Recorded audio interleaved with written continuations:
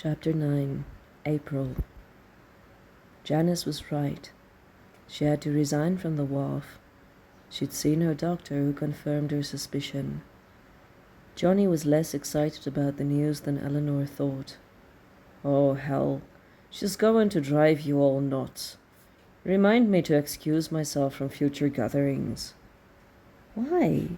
I thought you'd be happy." "In theory I am, but sometimes I think I know your sister better than you do. Janice is going to be one of those women who think she's the first ever to be pregnant and have a baby. You might want to start thinking of getting your own place. There'll be no keeping house with her for a while to come." "Oh, Johnny, she's not that bad. She's a bit obsessive about some things, but I've rarely had any issues with my sister. She's tough, but never unreasonable." "That, sweetheart, is because you have never cared to disagree and stand up to her." She mulled his words over for a long time, wondering if there was any truth to them. That Sunday, Johnny indeed sent an excuse with Danny that he wasn't able to join them. It was dull weather.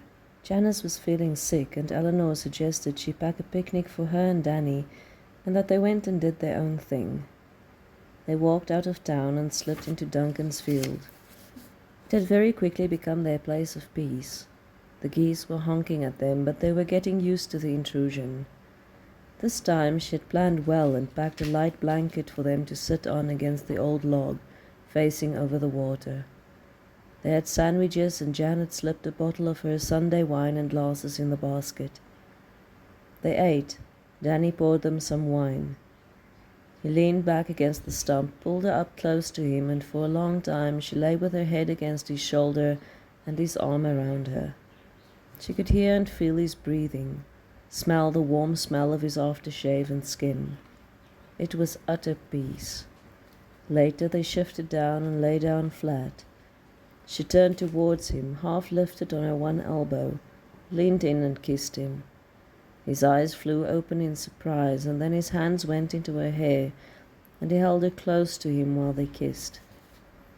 He smiled then, when he finally let her go, and sighed contentedly. She brushed her fingers through his dark forelock.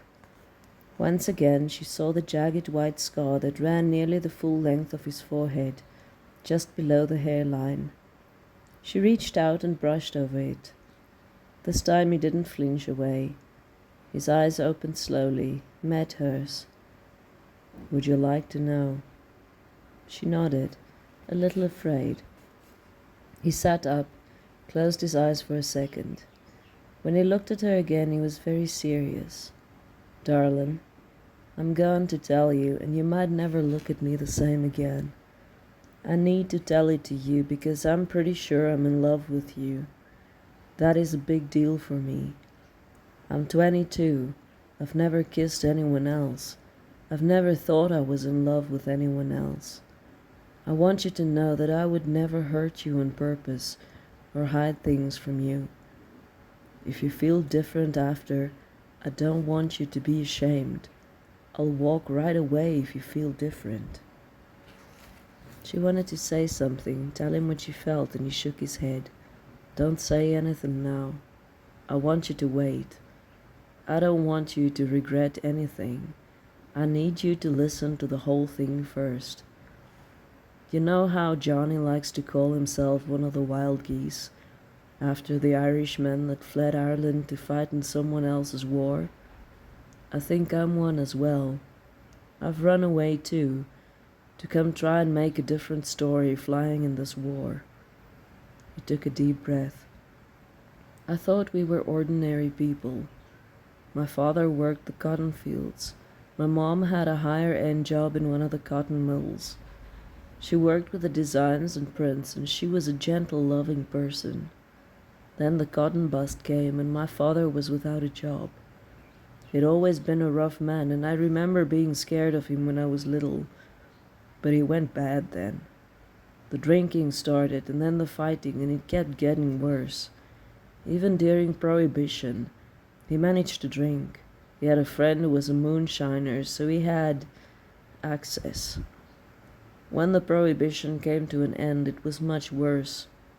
He tried to start his own building business, but he was well known around town for all the wrong reasons.